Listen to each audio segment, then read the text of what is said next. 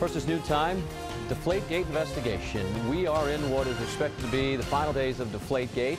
So Tom Brady and NFL Commissioner Roger Goodell were in federal court in New York this morning. Eyewitness News sports director Yanni Caracas has been tracking every development from the start. He is outside of court in New York right now with the very latest. Yanni?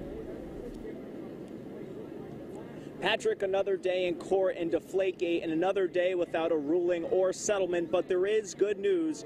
Judge Richard Berman saying today the ruling will come either tomorrow or the next day. It was a quick day in court for sure, less than an hour in total.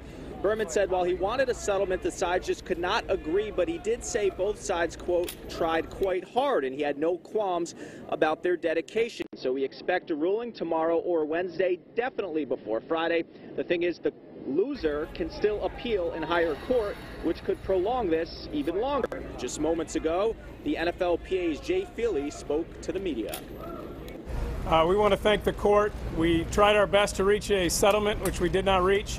But I think for us, it reinforces the desire and the need for an independent arbitrator in these matters of personal conduct. But we understand Tom's position, and I think the process will work itself out.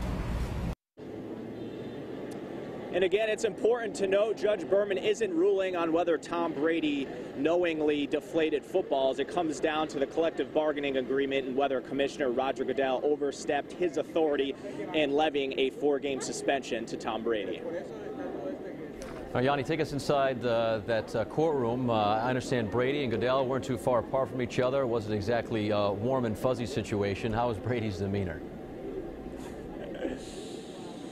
Brady was pretty stone cold faced as he was on August 12th. The NFLPA did have a greater presence today. In addition to Brady, there were 9 other men, some lawyers, some members of NFLPA, his agent Don Yee, of course, whereas the NFL just had 4 men in addition to Roger Goodell. It is important to note that New York Giants owner John Morrow was part of the discussions today, so Judge Berman trying to bring him in as a last-ditch resort to try to get a settlement. He couldn't help.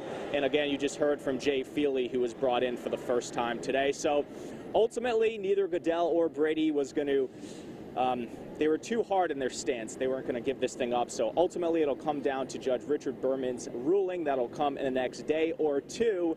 If it goes against Brady, expect him to file an injunction to try to play for that September 10th order first game, and at that point, try to prolong this even longer with it going up the court system.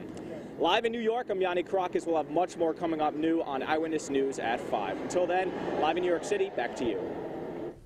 All right, just when you think it might almost be over, it's probably far from over. Yanni with the very latest, and he'll have continuing coverage of today's hearing.